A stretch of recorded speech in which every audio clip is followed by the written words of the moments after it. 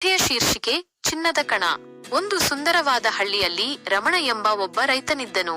ಅವನು ತುಂಬಾ ಶ್ರಮಜೀವಿ ಮತ್ತು ಪ್ರಾಮಾಣಿಕನಾಗಿದ್ದನು. ಅವನಿಗೆ ಒಂದು ಚಿಕ್ಕ ಹೊಲವಿತ್ತು, ಆದರೆ ಅದರಲ್ಲಿ ಹೆಚ್ಚಿನ ಬೆಳೆ ಬೆಳೆಯುತ್ತಿರಲಿಲ್ಲ. ರಮಣ ತನ್ನ ಕುಟುಂಬವನ್ನು ಪೋಷಿಸಲು ಹಗಲಿರುಳು ಕಷ್ಟಪಡುತ್ತಿದ್ದನು.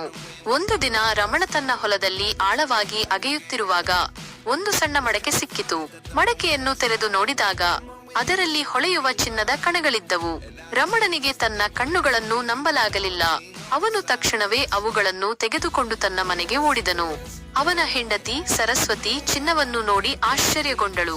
ಅವಳು, ಇದು ನಮ್ಮ ಅದೃಷ್ಟ ರಮಣ, ಈಗ ನಾವು ಎಲ್ಲಾ ಕಷ್ಟಗಳಿಂದ ಮುಕ್ತರಾಗುತ್ತೇವೆ ಎಂದಳು.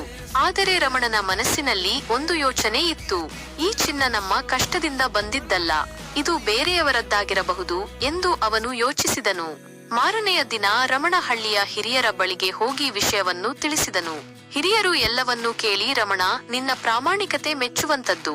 ಈ ಚಿನ್ನವನ್ನು ಯಾರು ಕಳೆದುಕೊಂಡಿದ್ದಾರೆಂದು ನಾವು ಹಳ್ಳಿಯಲ್ಲಿ ಸಾರುತ್ತೇವೆ ಎಂದರು. ಕೆಲವು ದಿನಗಳ ನಂತರ ದೂರದ ಹಳ್ಳಿಯ ಒಬ್ಬ ವ್ಯಾಪಾರಿ ಬಂದು ತಾನು ಕಳೆದುಕೊಂಡಿದ್ದ ಚಿನ್ನದ ಕಣಗಳ ಬಗ್ಗೆ ವಿವರಿಸಿದನು. ಅವನು ತನ್ನ ಪ್ರಯಾಣದ ಸಮಯದಲ್ಲಿ ಅವುಗಳನ್ನು ಕಳೆದುಕೊಂಡಿದ್ದನು.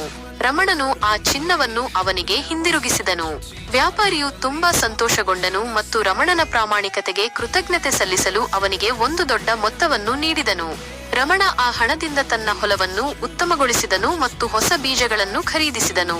ಶೀಘ್ರದಲ್ಲೇ ಅವನ ಹೊಲವು ಸಮೃದ್ಧವಾಗಿ ಬೆಳೆಯಿತು ಮತ್ತು ಅವನು ಸಂತೋಷದಿಂದ ಜೀವನ ನಡೆಸಿದನು. ರಮಣನ ಪ್ರಾಮಾಣಿಕತೆಯು ಅವನಿಗೆ ಕೇವಲ ಹಣವನ್ನು ತಂದಿಲ್ಲ, ಆದರೆ ಹಳ್ಳಿಯ ಜನರ ಗೌರವವನ್ನು ತಂದಿತು. ನೀತಿ: ಪ್ರಾಮಾಣಿಕತೆಗೆ ಯಾವಾಗಲೂ ಪ್ರತಿಫಲ ಸಿಗುತ್ತದೆ.